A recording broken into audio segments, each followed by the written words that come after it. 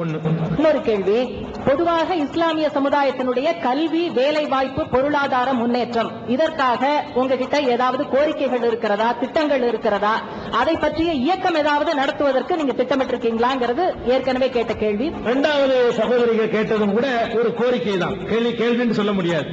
அதாவது இந்த சமுதாயத்தினுடைய கல்வி, பொருளாதாரம், சமூக மாற்றத்திற்காக நீங்க இந்த முஸ்லீம் ட்ரஸ்ட் இதை நடத்துறீங்களே, நீங்க என்ன செய்ய போறீங்க, என்ன திட்டங்கள் வச்சிருக்கீங்கன்னு கேட்கிறாங்க.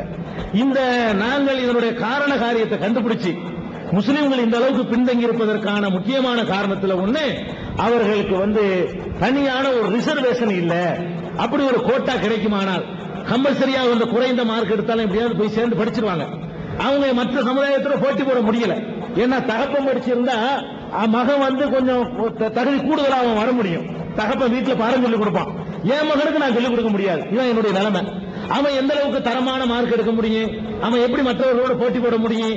தலைமுறையா படிக்கிறவர்களோட 50 வருஷம் படிக்காத ஒரு சமுதாயத்தினால கண்டிப்பா போட்டி போட முடியாது.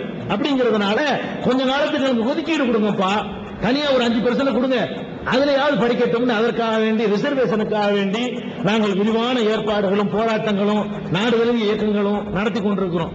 படிக்கிறதுக்கு எங்களுக்கு இழந்தாங்க, சுதந்திரத்துக்காக வேண்டி நாங்கள் படிப்பை பாவம்னு சொல்லி ஒதுக்கிற ஒரு சமுதாயம் அப்படின்னு கேட்கறதுக்காக வேண்டி நாங்கள் முதல் திட்டம் அது பண்றோம். இரண்டாவது என்ன பண்றோம் கேட்டா, எங்களுடைய கிளைகள் மூலமாக தமிழ்நாடு முழுவதும் 3 லட்சம் உறுப்பினர்கள் எங்களுக்கு இருக்கிறாங்க, 20 லட்சம் ஆதரவாளர்கள் இருக்கிறாங்க. அவர்கள் மூலமாக இந்த நுழைவு தேர்வுல இருந்து ஒவ்வொரு தேர்வுக்கும் சிறப்பாக டியூஷன், சிறப்பு வகுப்புகள் எடுத்து இந்த சமுதாயத்துக்கு கொஞ்சம் எஜுகேஷனுக்கு நீங்க பாடுபடுங்க, ஒவ்வொரு பகுதியிலையும் சிறப்பாக டியூஷன் கொடுங்க அப்படின்னு சொல்லி அந்த முன்னேற்றுவதற்காக வேண்டி நாங்கள் எல்லா கிளைகளுக்கும் போன ஒரு 15 நாளைக்கு முன்னாடி கூடிய செயற்குழுல தீர்மானம் போட்டு எல்லா கிளைகளுக்கும் நாங்கள் சுற்றுரைக்கு அனுப்பி இருக்கிறோம்.